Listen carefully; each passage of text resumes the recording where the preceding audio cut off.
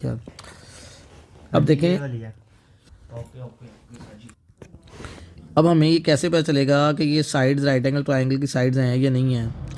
इस चीज़ के लिए हमें कैसे पता चलेगा कौन सी बड़ी है कौन सी छोटी है। ठीक है, अब उसने कहा ये ट्रायंगल की साइड्स हैं। ठीक है, इसके लिए हम क्या करते हैं, इसके लिए हमें क्या करना पड़ेगा, हम चेक करते हैं, चेक कि कौन सी बड़ी है। एक चीज़ है कि रटा लगा लें कि ये वाली बड़ी है, प्लस वाली बड़ी होती है, ये छोटी है, ये फिर दो छोटी है। एक तो ये चीज़ है। दूसरा काम क्या है कि हम लोग इसमें वैल्यू पुट करके चेक कर लें, मतलब ए की वैल्यू 1 रख लेते हैं और बी की वैल्यू 2 रख लेते हैं। तो ये क्या बनेगा, देखो तो ये बन गया 1 का स्केयर 1, 2 का स्केयर कितना आ गया 4। ऐसे ही ये कोई और आए थे 3 आए थे, और ये ऐसे ही मतलब ये भी 4 आ गया, एक 5 आता है, एक 4 आया था, एक 3 आया था। मतलब सबसे बड़ी साइड कौन सी आई थी, ये वाली आई थी, और ये उसके बाद छोटी छोटी साइड्स आई थी। ठीक है, अब हम करते क्या हैं, हम करते कुछ इस तरह हैं कि हम लोगों ने इसको कहते हैं ये सी है, ये इसको कहते हैं ये ए है, और ये कहते हैं बी है। फॉर्मूला क्या होता है पाइथागोरस थ्योरम का, c square is equal to a square plus b. तो ए प्लस बी का होल का square is equal to a square minus b square का होल का स्क्वायर प्लस बी की वैल्यू 2ab स्क्वायर। अब हम जानते हैं इस बारे में, हम क्या जानते हैं, हम ये चीज़ जानते हैं कि जी हमारे पास इस वक्त इसका जब स्क्वायर ओपन करते हैं तो क्या आता है, ए का स्क्वायर प्लस बी का स्क्वायर प्लस 2a और b। और इधर भी जब हम इसका स्क्वायर एक्सपेंड करते हैं, चूँकि बेटा ये हमारे पास इस वक्त जो है वो एक नेगेटिव टर्म है।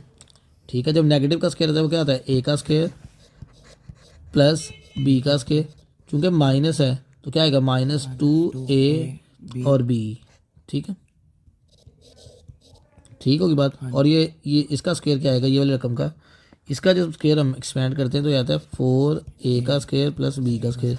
2 का स्क्वायर 4 होता है और a स्क्वायर और क्या आ गया b स्क्वायर। अब जब हम इसको एक्सपेंड करते हैं तो ये आता है a की 4 प्लस b की 4 plus 2a square b square. ये आ गया a की 4 प्लस b की 4 minus 2a square plus into B square, और ये 4a स्क्वायर और क्या आ गया b स्क्वायर। यहाँ तो कोई प्रॉब्लम तो नहीं है। नहीं। अब यहाँ पे देखें, यहाँ पे जब हम एक बात देखते हैं तो ये जो चीज़ हमारे पास है ये 4ab है और ये 2ab है, ये रकमें दोनों एक जैसी हैं। अब ये वाली साइड तो एज इट इज़ आ जाएगी, इसको आपने ऐसे ही लिख देना है। ये वाली साइड देखें, जब 4 में से हम 2 निकालते हैं तो हमारे पास क्या बचता है, ये वाली रकम एज इट इज़ आ जाती है, ये वाली रकम भी एज इट इज़, ये वाली रकम प्लस 2a स्क्वायर क्या आ जाएगा b स्क्वायर। सो दोनों साइडें सेम आ गई। हाँ जी। तो ये left hand side, so these are sides of right angle triangle. समझ आ गई बात जी। हाँ जी। ये हमारे पास वो अगला जो कॉन्सेप्ट है हमारे पास वो है राइट एंगल ट्राइंगल का। राइट एंगल ट्राइंगल क्या होती है, एक ऐसी ट्राइंगल जिसमें एक एंगल 90 डिग्री का होता है। इस एंगल को, ये वाला एंगल है ये 90 डिग्री है, ये इस एंगल को हम राइट एंगल ट्राइंगल बोलते हैं, इस ट्राइंगल को। ठीक होगी बात जी। अब इसमें देखें, अब हमारे पास जो ऑप्शंस हैं, अब इन ऑप्शंस में मुताबिक ये राइट एंगल ट्राइंगल है हमारे पास। ठीक है, और ये एंगल थीटा है। ये जो साइड हमारे पास इस वक्त अवेलेबल है, इस साइड को हम बोलते हैं कि ये परपेंडिकुलर है, ये हमारे पास बेस है, और ये हमारे पास क्या है, हाइपोटेन्यूस। फार्मूला क्या था हमारे पास, अगर right angle try Pythagoras theorem के अकॉर्डिंग, पाइथागोरस थ्योरम में हमने फार्मूला पढ़ा था। फार्मूला था हमारे पास, हम जानते हैं फार्मूला था हाइपोटेन्यूस का square is equal to perpendicular square plus base square. इसका हमारे पास जो पाइथागोरस थ्योरम है,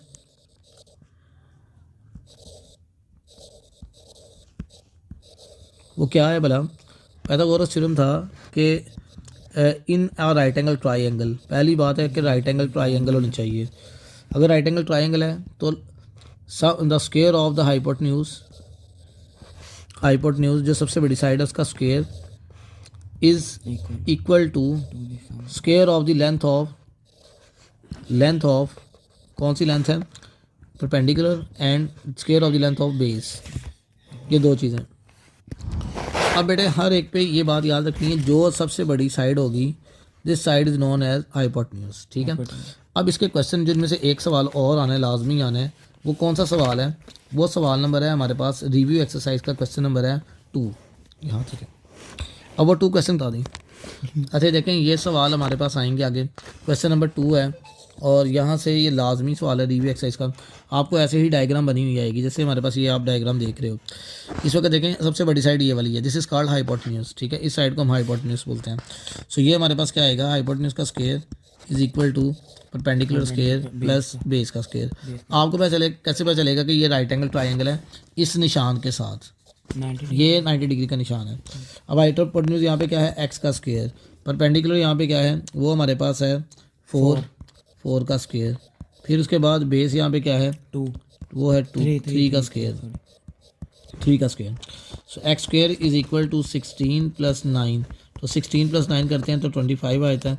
इसका स्क्वायर रूट लेते हैं, जैसे ही आप इसका स्क्वायर रूट लेते हैं मतलब अंडर रूट लेते हैं दोनों साइड का, ये भी ले लिया तो ये भी ले लिया, यहाँ पे आ जाएगा 5। अगर बेटा ये सेंटीमीटर में है तो यही भी आप किस में लिखेंगे, सेंटीमीटर में। ये बात क्लियर हो गई।